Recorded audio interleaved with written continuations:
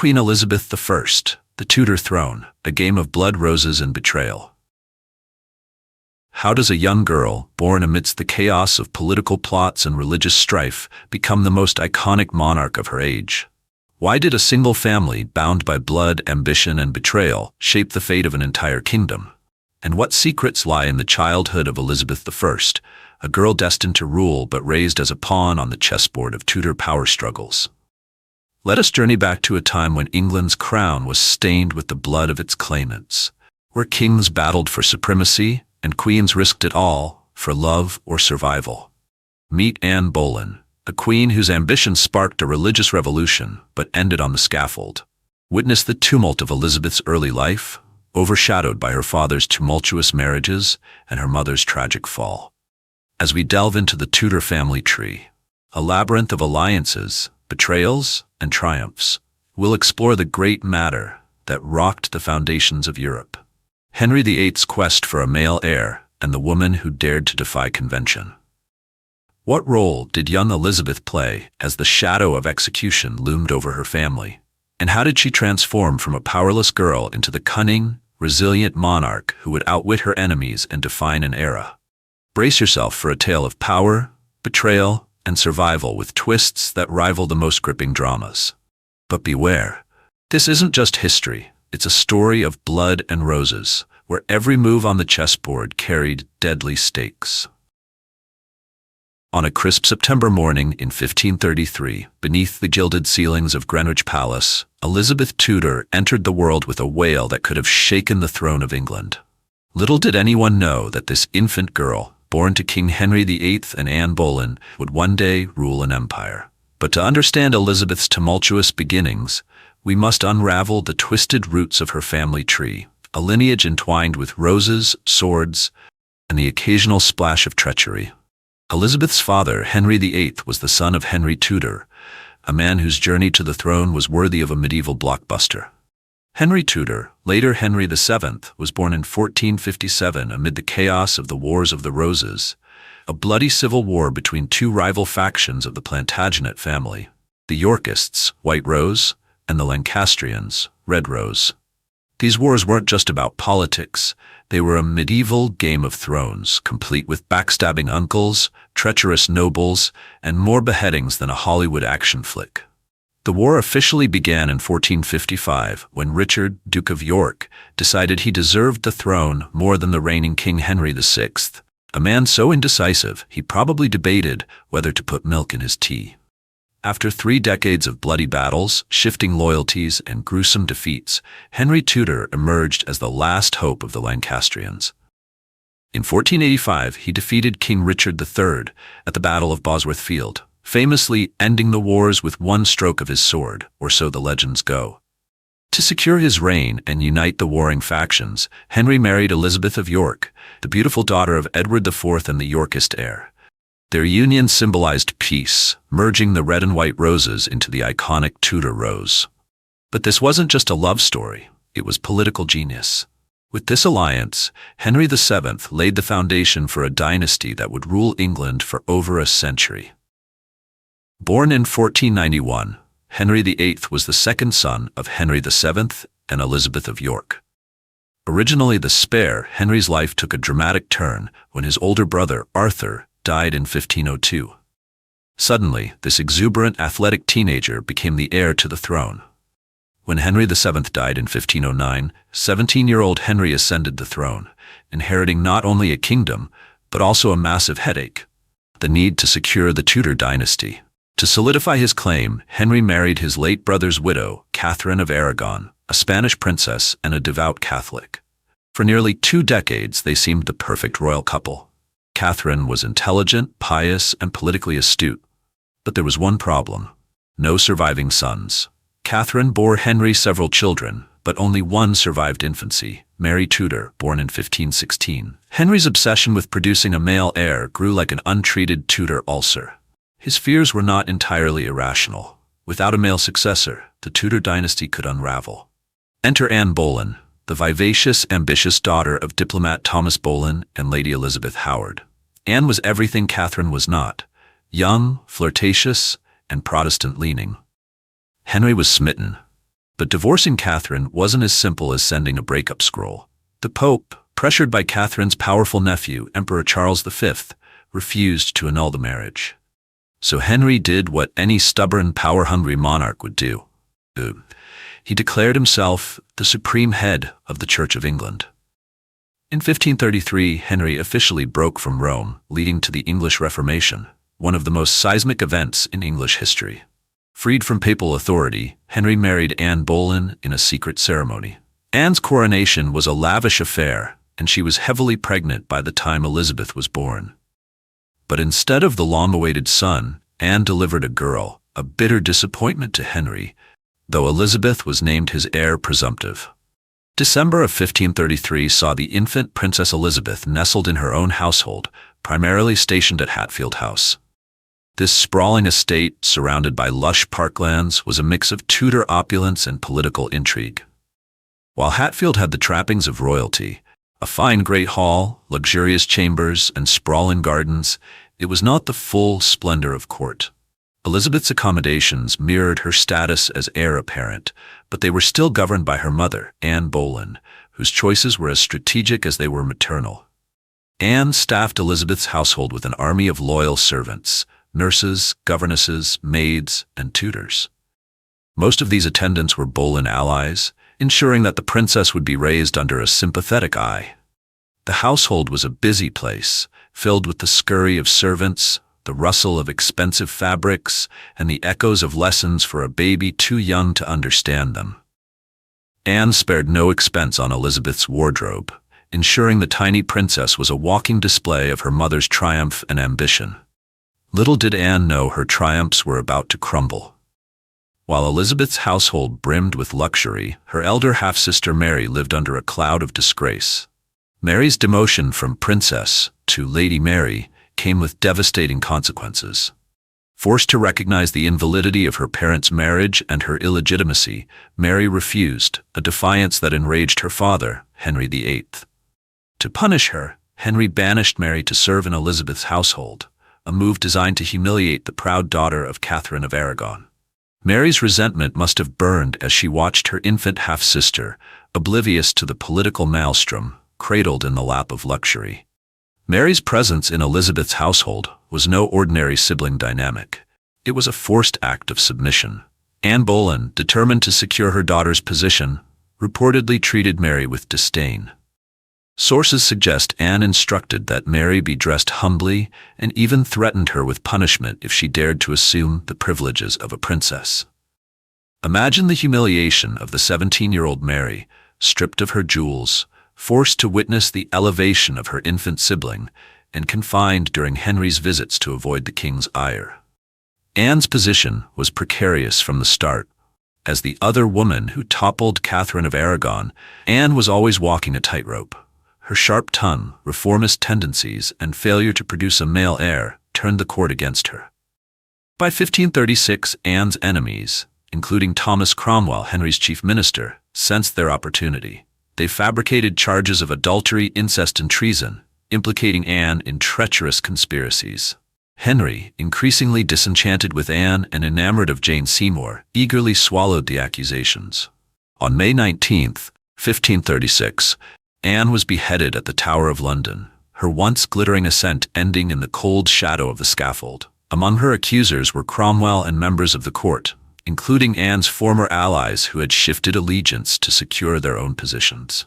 Elizabeth, not yet 3 years old, was rendered illegitimate by her mother's execution. Her household, once lavishly funded, suffered immediate consequences. Lady Margaret Bryan, Elizabeth's governess, wrote to Cromwell, pleading for resources. Elizabeth, she reported, had outgrown her clothing and lacked the basics to live as befit her station. Her household's reduced budget forced desperate measures, poaching deer from the local park to provide meat for the princess's table. Despite the decline, Elizabeth remained oblivious. To her, the world was still a playground of wooden blocks and nursery rhymes. However, the adults around her knew the precariousness of her situation.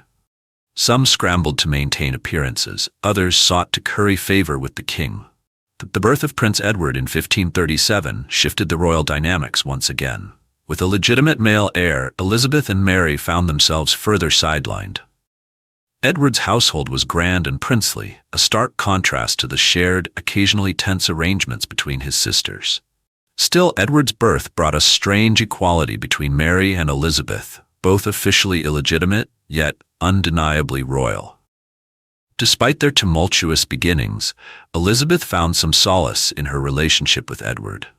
Closer in age, they bonded over shared lessons, exchanging letters in Latin and learning under the same Protestant tutors. Mary, while a figure of intellectual respect, remained distant, both in age and disposition. Elizabeth, with her fiery temper and sharp wit, inherited her father's cunning and her mother's indomitable resilience. Observing the fates of her father's subsequent wives was akin to watching a grim soap opera, with each marriage more scandalous than the last. Jane Seymour, Henry's third wife, who gave birth to Elizabeth's younger brother, Edward, but her triumph was short-lived. Jane died of postnatal complications, a tragic end for the woman who had managed to succeed where others had failed. Then came Anne of Cleves, whose marriage to Henry was annulled after just 6 months. Why? Henry found her physically unappealing, famously dubbing her the Flanders mare. Anne took the dismissal with grace, agreeing to an annulment and earning a hefty settlement, and the rare honor of remaining on good terms with Henry. Catherine Howard, Anne Boleyn's vivacious cousin, wasn't so lucky. Her flirtations and alleged infidelity led to her execution. Elizabeth, even as a child, absorbed these chilling lessons. A queen's position was precarious, and marriage to a king was more perilous than advantageous. It's no wonder that when her childhood confidant, Robert Dudley, once asked about her marriage plans, Elizabeth declared emphatically, "I shall never marry." Elizabeth's 11th year brought some stability in the form of Catherine Parr, Henry's 6th and final wife. Catherine was kind and nurturing, recognizing Elizabeth's intellectual potential and encouraging her education. She became a maternal figure, guiding the young princess through a curriculum that would prepare her for greatness. More importantly, Catherine played a pivotal role in persuading Henry to restore Elizabeth and her elder sister Mary to the line of succession, ensuring their futures were not entirely eclipsed by their younger brother, Edward. Amid the political intrigue of court, Elizabeth found her truest sense of family among her household members, many of whom were relatives of her mother. Catherine "Cat" Ashley, her governess, became her closest confidant and an enduring presence in her life. Under Cat's supervision, Elizabeth's education flourished. A curriculum rich in grammar, logic, rhetoric, languages, and the arts revealed Elizabeth's prodigious talents. By the age of 11, she was fluent in 5 languages and beginning her mastery of Latin and Greek, a skill set that would serve her well as queen. One of her tutors, William Cecil, would become a lifelong advisor, his mentorship shaping her political acumen. Elizabeth's growing intellect was matched only by her eloquence. Even as a teenager, her quick wit and sharp tongue made her both admired and feared. When Henry VIII died in January 1547, Elizabeth was 13. While others mourned, her reaction was more philosophical than emotional. Henry had been a distant father, and Elizabeth's gratitude for not being at his bedside during his final hours spoke volumes. Despite her supposed illegitimacy, Henry's will provided her a respectable income, though Mary's inheritance far outshone hers. With Henry gone, 9-year-old Edward VI ascended the throne, his reign marked by the ambitious machinations of his uncle, Edward Seymour, the Lord Protector. Meanwhile, Elizabeth's stepmother, Catherine Parr, remarried to none other than Thomas Seymour, Edward's younger brother. Thomas Seymour, a man of ambition and questionable morals, married Catherine in secret, hoping to leverage her wealth and connections. The marriage was ill-fated. Seymour's inappropriate behavior toward Elizabeth during her stay with the couple at Chelsea bordered on predatory. He would visit her bedchamber in the early hours, clad only in his nightgown, and engage in inappropriate horseplay, tickling her, slapping her backside, and even cutting her gown to shreds in a bizarre incident involving Catherine. Elizabeth, sharp beyond her years, began rising earlier to avoid his advances. When Catherine discovered Seymour and Elizabeth in an embrace, she sent the young princess away. Historians speculate about Catherine's motives. Was she trying to protect Elizabeth, or was she, too, ensnared by the toxic dynamics of her marriage? Elizabeth never saw Catherine Parr again. The Dowager Queen died shortly afterward from complications of childbirth, leaving Elizabeth with yet another harsh lesson in the fragility of life and the dangers of misplaced trust. Despite these challenges, Elizabeth emerged resilient. Her education became her solace and weapon, her linguistic skills and classical knowledge honing her into one of the most formidable intellects of her time. She translated classical texts as gifts, inscribing them with exquisite calligraphy that demonstrated not only her intellect but also her charm. As queen, these skills would serve her well, enabling her to navigate the treacherous waters of Tudor politics with unmatched eloquence and strategic brilliance. Elizabeth's childhood may have been fraught with peril, but it forged a monarch whose legacy would endure for centuries. Less than 4 months after Catherine Parr's death, Thomas Seymour was at it again, pursuing the hand of the teenage Princess Elizabeth. Catherine's grave was barely cold when Seymour's ambitions reawakened. Whether Elizabeth had feelings for Seymour is a matter of speculation, but the fiery blushes on her cheeks, noted by her governess, Cat Ashley, suggest that she wasn't entirely indifferent to his charms. When Cat Ashley teased Elizabeth about Seymour, the young princess reportedly blushed, but was otherwise measured. Elizabeth's response to Ashley's suggestion that she write a comforting letter to Seymour after Catherine's death was particularly telling. She coldly stated, "I believe he stands in little need of comfort." Was this a sign of disdain or a defense mechanism to hide her true feelings? No one can be sure, but Elizabeth demonstrated remarkable wisdom in keeping her distance publicly. Unfortunately for Seymour, his ambitions knew no bounds. His behavior grew increasingly erratic, resembling the early stages of a coup d'etat. He schemed to control the young King Edward VI or marry Elizabeth without the council's consent, both treasonous acts. Arrested and interrogated, Seymour failed to account for his actions and faced the ultimate penalty for treason. Elizabeth, under suspicion, was interrogated as well but maintained her innocence with remarkable composure. Despite her protests, it said she lapsed into moments of sadness when it became clear that Seymour would be executed. The Seymour scandal taught Elizabeth valuable lessons in discretion and survival. For the next 2 years, she lived at Hatfield, immersing herself in her studies and maintaining a public image as the perfect Protestant princess. Her loyalty to her brother Edward was evident in her regular letters, and her reputation quickly recovered. By 1551, she was a regular presence at court, admired for her wit, charm, and modesty. Elizabeth's Protestant leanings aligned with her brother's, but when Edward's health declined, her political instincts took precedence over religion. She made no move to support his controversial plan to place Lady Jane Grey on the throne ahead of their Catholic sister, Mary. Warned by William Cecil and Mary's allies of a plot to imprison both sisters, Elizabeth wisely avoided London. When Edward died, Lady Jane Grey was declared queen, but her reign lasted just 9 days before the Privy Council proclaimed Mary as the rightful monarch. Elizabeth congratulated Mary and joined her triumphal procession through London. However, Mary's reign soon became fraught with tension, especially after she announced her intention to marry Prince Philip of Spain. The prospect of a Catholic alliance sparked Wyatt's rebellion in 1554, a plot to depose Mary and place Elizabeth on the throne. Although Elizabeth denied involvement, she was imprisoned in the Tower of London for 2 harrowing months. Her eloquent letters to Mary, proclaiming her innocence, eventually secured her release, but she was placed under house arrest at Woodstock. During these dark years, Elizabeth drew closer to her household staff and forged a lifelong bond with Robert Dudley, a man whose family history of treasonous plots made their friendship controversial. Dudley, married to Amy Robsart, spent increasing amounts of time with Elizabeth, much to the disapproval of William Cecil. In 1555, Elizabeth's house arrest ended abruptly when Mary, believing herself pregnant, summoned her sister to court.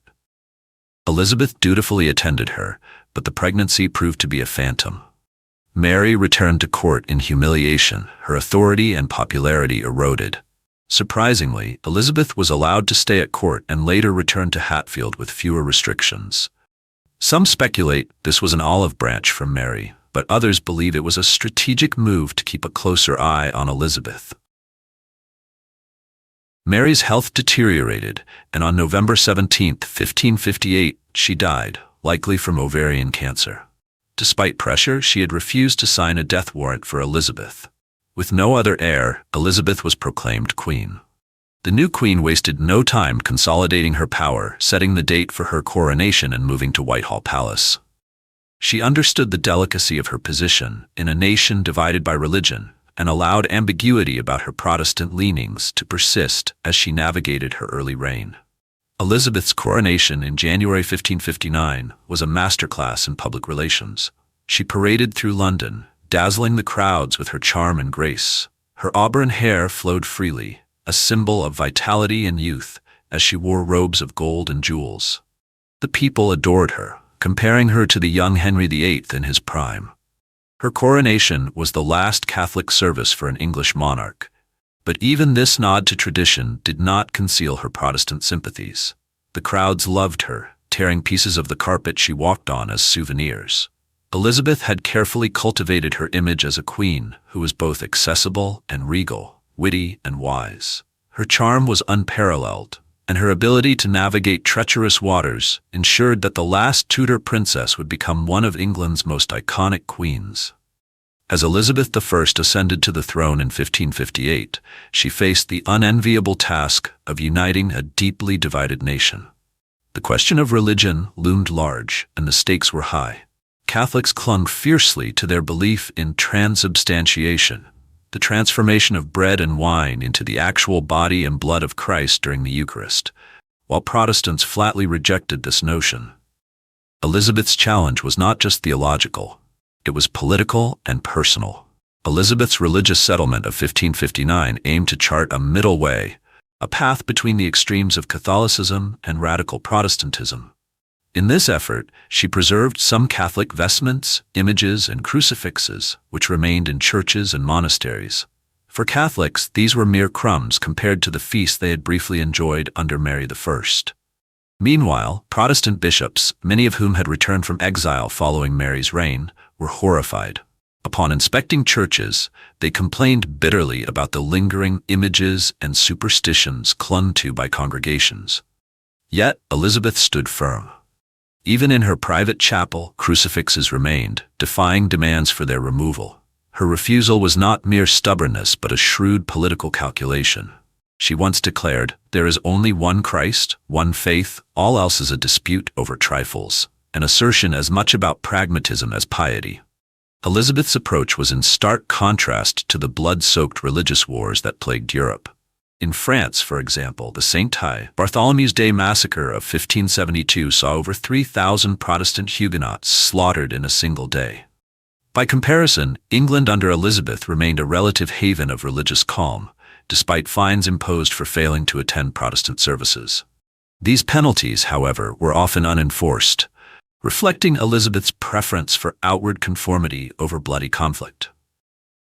When Elizabeth inherited the throne, she also inherited an economic disaster. Henry VIII's lavish spending and disastrous currency debasement, melting down coins to produce more money of lesser value, had left the English economy in shambles. By the time Elizabeth became queen, the English currency had so plummeted in value that foreign traders refused it, demanding gold instead. English merchants hoarded gold, leaving only low-value copper coins in circulation.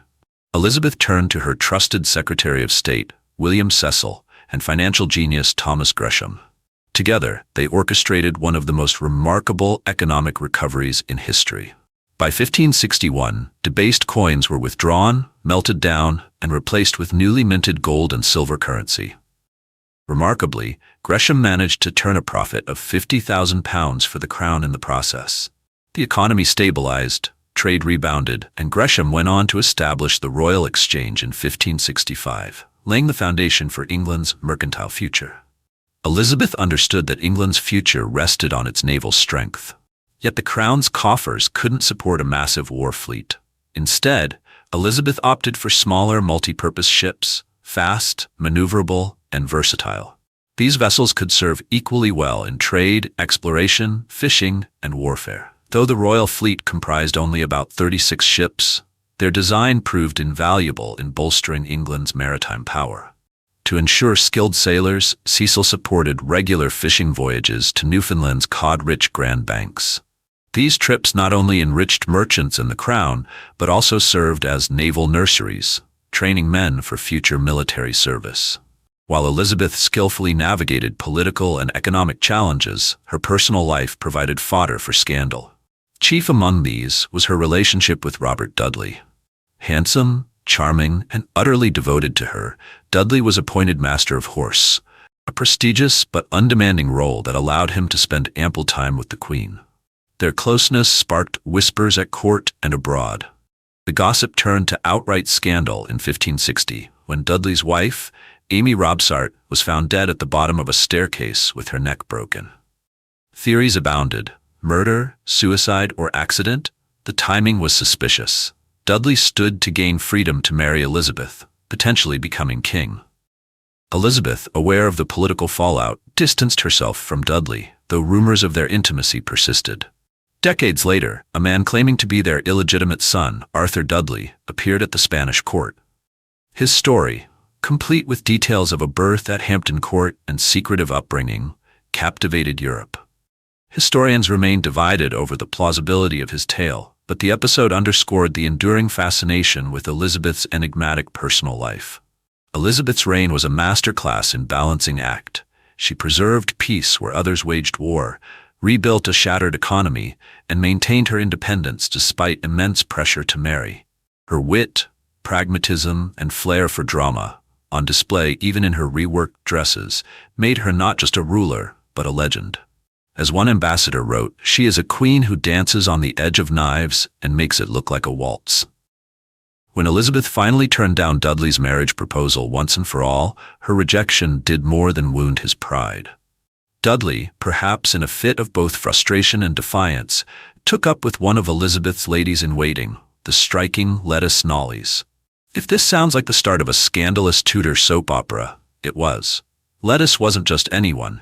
She was Elizabeth's cousin, and as fate would have it, bore a resemblance to the Queen herself. Dudley's affair with Lettice wasn't merely a dalliance. When Lettice became pregnant, Dudley rushed to marry her in 1578, likely hoping to avoid the wrath of both God and the Queen.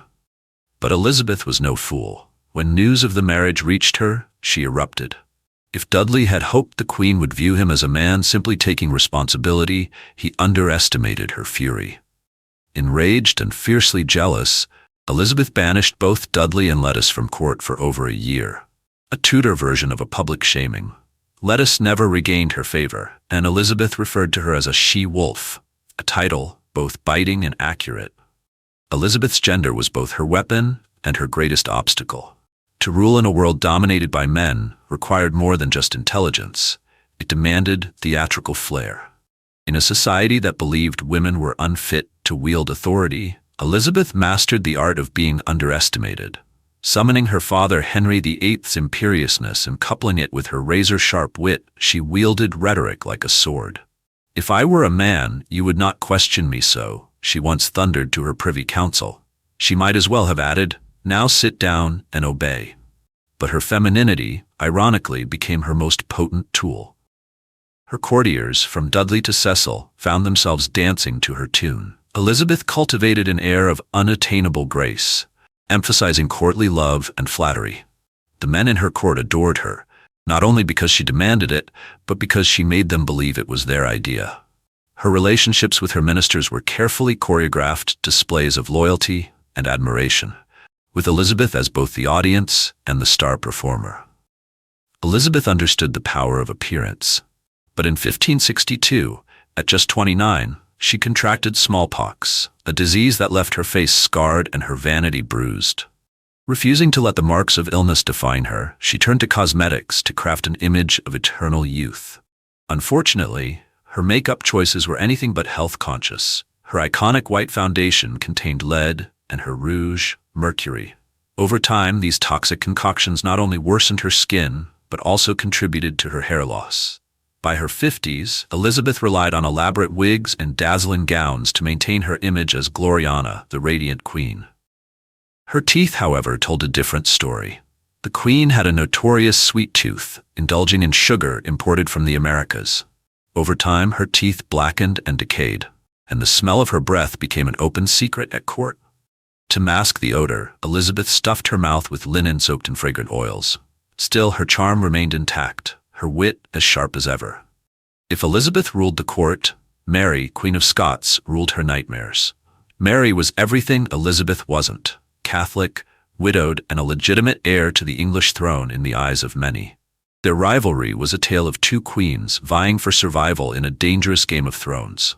When Elizabeth proposed her favorite, Robert Dudley, as a husband for Mary in 1563, it was less an act of generosity and more a masterstroke of control.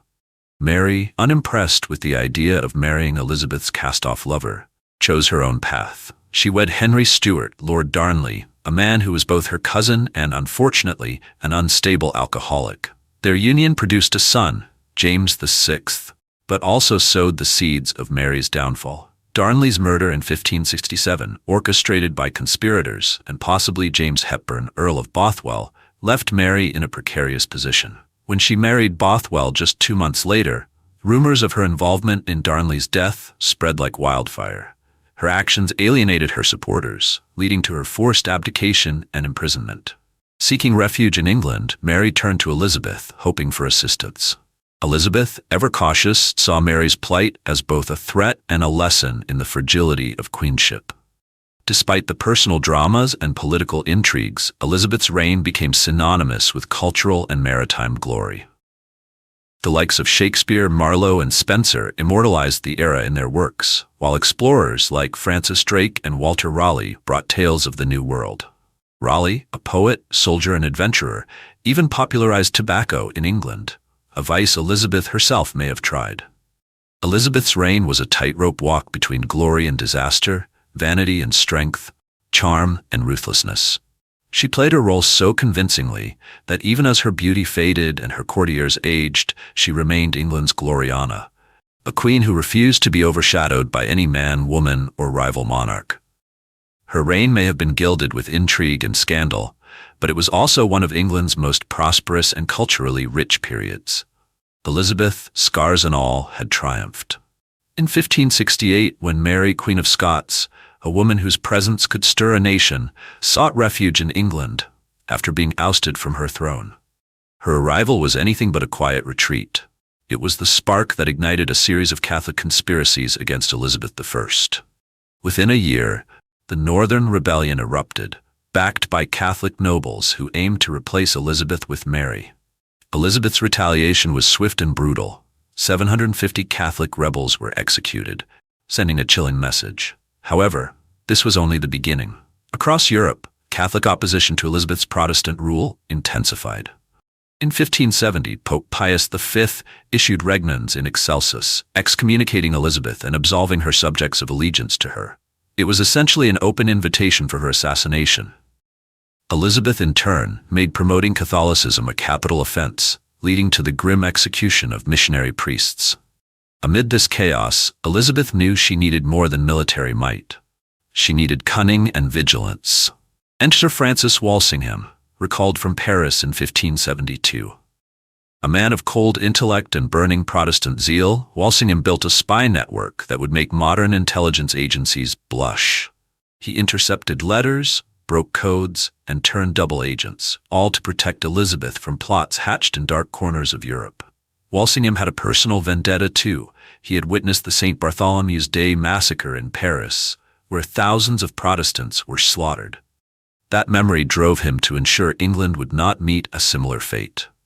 The Ridolfi plot of 1571 sought to wed Mary to Thomas Howard, Duke of Norfolk, and place her on the throne. When Walsingham uncovered the plan, Howard met the executioner's axe, and Mary was moved to a more secure location. But Catholic conspiracies were like weeds. Pluck one and another grew in its place. The Babington plot of 1586, however, sealed Mary's fate. Walsingham intercepted letters proving her involvement. Reluctantly, Elizabeth signed Mary's death warrant, knowing her cousin's survival endangered her own. On February 8, 1587, Mary walked to her execution in a scarlet petticoat, the color of martyrdom, and met her end with grace. Elizabeth, racked with guilt and political pragmatism, claimed she never intended for the warrant to be carried out. Few believed her. Mary's execution enraged Catholic Europe, particularly Philip II of Spain, who at the Pope's behest prepared the Spanish Armada to invade England. Elizabeth authorized Sir Francis Drake to raid Cadiz, delaying the Armada's launch. When the Armada finally sailed in July 1588, it seemed invincible, 130 ships and thousands of men poised to conquer England. But the English fleet, though smaller and less equipped, was nimble and well prepared. Fire ships scattered the Spanish at Calais, and relentless pursuit drove them into the North Sea. Storms and shipwrecks did the rest. At Tilbury, Elizabeth delivered her legendary speech to her troops. "I know I have the body of a weak and feeble woman, but I have the heart and stomach of a king, and of a king of England too." By the time her soldiers roared their approval, the Armada was already shattered. The victory over the Armada was the pinnacle of Elizabeth's reign. But the years that followed brought personal heartbreak. Within weeks of the Armada's defeat, her lifelong confidant Robert Dudley died.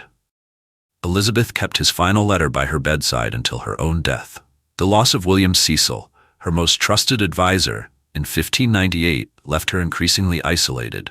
In his place rose a younger generation of ambitious courtiers, chief among them Robert Devereux, Earl of Essex. Handsome, brash, and reckless, Essex became Elizabeth's new favorite, until he betrayed her. Sent to quash a rebellion in Ireland, Essex failed spectacularly. Instead of fighting, he negotiated peace and, against orders, rushed back to England to plead his case before Elizabeth. Elizabeth's fury at Essex's desertion was volcanic. He stormed into her chambers uninvited, catching her unguarded, without her wig or makeup. The audacity! Their relationship soured, and Essex spiraled, leading an ill-fated rebellion against the Queen in 1601. Captured and tried for treason, Essex was executed. Elizabeth never spoke of him again, but his death haunted her. By the end of her reign, Elizabeth was a shadow of her former self. The Virgin Queen, who had danced circles around diplomats and monarchs alike, now ruled alone. Yet her legacy was secure. She had defeated the mightiest empire of her time, preserved Protestant England, and solidified the foundations of a global empire. The world remembers her not for her losses, but for her indomitable spirit, her wit, and her defiance in the face of insurmountable odds.